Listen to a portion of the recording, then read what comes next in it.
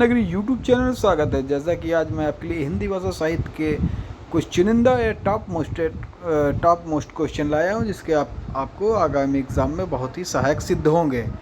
तो देखिए, पहला क्वेश्चन देखते हैं। उक्त कथन अतिशयोक्ति मात्र था। इस वाक्य में काले मोटे लिखे शब्द से सही वर्तनी का चयन कीजिए। तो आप लोग अगर चैनल पे नए हैं तो चैनल को सबसे पहले सब्सक्राइब कर लें। डेली की डेली आपके पास क्वेश्चन की सीरीज आएगी और कुछ वगैरह भी होंगी टेलीग्राम चैनल पर। तो चैनल को सब्सक्राइब कर दीजिए, लाइक कर दीजिए और शेयर कर दीजिए। तो देखिए, ये हिंदी की ऑल एग्ज़ाम, मतलब कोई भी एग्ज़ाम होता है उसके लिए बनाई गई, लेकिन स्पेशली ये टीजीटी पीजीटी एग्ज़ाम के लिए भी बहुत ही आवश्यक है। तो जो टीजीटी पीजी एग्ज़ाम दे रहे हैं हिंदी का, वो रोज़ ये क्विज जो लाइव क्विज होती है इस पर अटेंड करें, चैनल को सब्सक्राइब कर लें। ठीक है, किसके लिए है? TGT and PGT Hindi. ठीक है, तो पहला क्वेश्चन हम लोग देखते हैं। पहला क्वेश्चन हमारा क्या है? उस कथन का जो उसका कथन अतिशयोक्ति मात्र है। ये जो कथन लिखा है उसका कथन अतिशयोक्ति मात्र। इस वाक्य में जो काले मोटे पे लिखा हुआ है जो अतिशयोक्ति है, उस शब्द का सही वर्तनी हमको स्पष्ट करना है। सही वर्तनी, ठीक है। तो इसमें अतिशयोक्ति पहला होगा कि दूसरा होगा कि तीसरा होगा कि चौथा होगा? तो आप जल्दी से कमेंट बॉक्स में कमेंट कर सकते हैं। तो देखिए, अतिशयोक्ति ये वाला चौथा नंबर वाला होगा, ये राइट आंसर है। इसके बाद जो क्वेश्चन नीचे होंगे उनको एक्सप्लेनेशन करेंगे और उनकी व्याख्या करके चलेंगे। तेजोमय का सही संधि विच्छेद क्या होगा? तेजो धन ओमया, तेजा धन अमय, तेजा धनमय, तेजो धनमय। तो देखिए, तेजोमय की संधि विच्छेद जो होगा तेजा धनमया। थर्ड नंबर वाला सही है। पाप और पुण्य। तो देखिए, पाप और पुण्य को पूछा गया, इसमें कौन सा राइट आंसर लग रहा है? देखिए, पाप एंड पुण्य बीच में डैश लगा हुआ है। ये दोनों एक दूसरे के विलोम शब्द है, तो इसका मतलब इसका द्वंद्व समास हो जाएगा। दोनों एक दूसरे से विलोम है, जैसे लड़का लड़की। ठीक है, और देखते हैं क्वेश्चन। हिंदी भाषा में वचन कितने प्रकार के होते हैं? देखिए, हिंदी भाषा में वचन दो प्रकार के होते हैं। कितने प्रकार के होते हैं? दो प्रकार के होते हैं। ठीक है, जिसका इंद्रियों को अनुमान न हो सके, इस वाक्य के लिए सही विकल्प शब्द। तो जिसने इंद्रियां जीत ली है उसको तो हमको पता है जितेंद्री कहते हैं, लेकिन एक क्वेश्चन अपने आप पे बहुत अलग है। तो जिसका अपनी इंद्रियों पे अनुमान न हो सके उसको कहते हैं अतीन्द्रिय। क्या कहते हैं? अतीन्द्रिय, अतीन्द्रिय कहते हैं। ठीक है, डिबिया का, चलिए अब एक्सप्लोरेशन करें। डिबिया शब्द में प्रत्यय क्या है? डिबिया शब्द में प्रत्यय क्या है ये बताइए।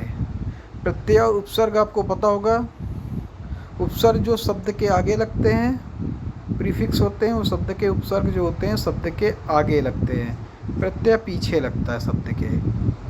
ठीक है, तो डिबिया शब्द में प्रत्यय, डिबिया शब्द में प्रत्यय जो होगा आपका डिबिया, बड़ी ई लगा हुआ है और या इया, तो डिब इया, जिसमें डिब इया होगा वही डिबिया का हमारा क्या होगा? प्रत्यय। तो हमारा कौन सा लगा हुआ है डिबिया पे प्रत्यय? इया। ओके, तो डिबिया में डिब धन इया। डिबिया शब्द में प्रत्यय जो लगा हुआ है, इया प्रत्यय लगा हुआ है।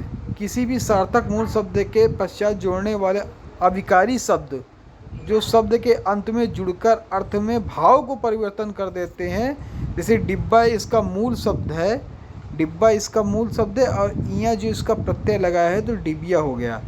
इसमें इया प्रत्यय लगाने पर डिबिया का निर्माण होता है। इया जो होता है हमारा संस्कृत धातु के कृत प्रत्यय से है। ठीक है, चलते हैं। काली मिर्च में कौन समास है? तो बताइए, काली मिर्च में कौन सा समास है? तो देखिए, काली मिर्च में जो हमारा समास होगा बहुब्रीहि कर्मधारय तत्पुरुष अव्ययी।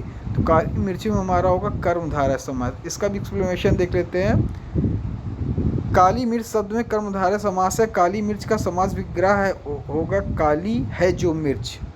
काली है जो मिर्च, तो है जो किसमें? तो कर्मधारय समास में होता है। तो यहाँ काली विशेषण है। यहाँ पे काली क्या है? यहाँ पे काली जो है विशेषण है और मिर्च विशेष है। इसलिए यहाँ विशेषण और विशेष कर्मधारय का उदाहरण है। तो काली जो हमारा विशेषण है और मिर्च हमारा विशेष है, ठीक है, इसलिए विशेषण और विशेष कर्मधारय का उदाहरण है। पंक्ति शब्द में पंक्ति शब्द का तद्भव शब्द क्या होगा? तो आप लोग बताइए, पंक्ति शब्द का तद्भव शब्द क्या होगा? तो पंक्ति शब्द का तद्भव शब्द होगा पात।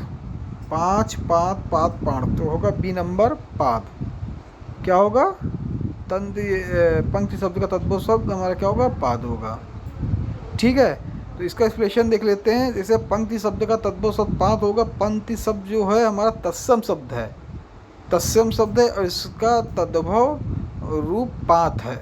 पंक्ति का अर्थ है श्रृंखला अथवा श्रेणी। श्वेत और श्वेत में क्या अर्थ है? तो ये श्वेत और श्वेत, श्वेत आप जानते होंगे, श्वेत सफ़ेद रंग, श्वेत हम लोग कभी सफ़ेद रंग भी कहते हैं और श्वेत को पसीना भी कहते हैं, ठीक है। तो श्वेत, श्वेत में हमारा कौन सा रंग है? सेकंड नंबर भी सफ़ेद रंग और पसीना। इसका एक्सप्लेनेशन देख लेते हैं। श्वेत शब्द का अर्थ है सफ़ेद और श्वेत का अर्थ है पसीना। श्वेत और श्वेत में समुच्चय भिन्नार्थक शब्द हैं, समुच्चारित भिन्नार्थक शब्द हैं जिनका उच्चारण समान अर्थ तथा भिन्न होता है। संधि कितने प्रकार की होती है? चलिए, संधि कितने प्रकार की होती बताइए? तो संधि हमारी 3 प्रकार की होती है। ओके, तो देख लेते हैं। संधि हमारी 3 प्रकार की होती है। जब 2 या 2 से अधिक वर्गों के मूल को जो विकार उत्पन्न होता है उसे संधि कहते हैं। संधि मुक्ता, संधि मुक्ता 3 प्रकार की होती है। पहला है स्वर संधि, दूसरा है व्यंजन, तीसरा है विसर्ग। तो स्वर के साथ स्वर मेल उत्पन्न विकार को स्वर कहते हैं। व्यंजन के साथ व्यंजन विकार के उत्पन्न विकार को व्यंजन कहते हैं। विसर्ग के साथ व्यंजन मूल के उत्पन्न विकार को विसर्ग कहते हैं। तो आपको सेक्शन कैसे लगा? अगर आपको अच्छा लगा तो इस चैनल को जल्दी से सब्सक्राइब कर लें, लाइक कर लें और शेयर कर दें। आपको डेली मोस्ट क्वेश्चन जो वेरी इंपॉर्टेंट TGT PGT अन्य एग्ज़ाम के लिए तो आपको यहाँ पे मिलेंगे। तो चैनल को लाइक करें, शेयर करें। धन्यवाद।